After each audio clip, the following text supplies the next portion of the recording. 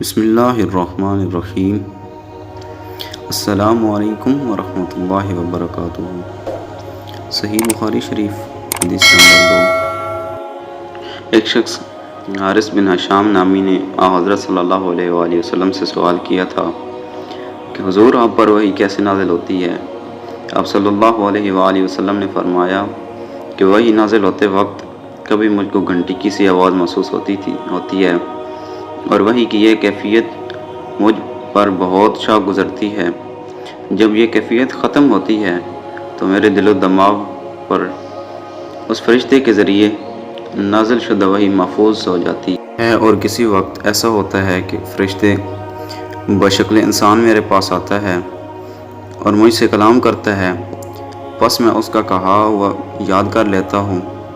حضرت عائشہ رضی اللہ تعالی عنہ کا بیان ہے کہ میں نے سخت کڑاکے کی سردی میں حضرت صلی اللہ علیہ وآلہ وسلم کو دیکھا ہے کہ آپ صلی اللہ علیہ وآلہ وسلم پر وحی نازل ہوئی، اور جب اس کا سلسلہ موقوف ہوا تو آپ صلی اللہ علیہ وآلہ وسلم کی پیشانی پسینے سے شرابور تھی۔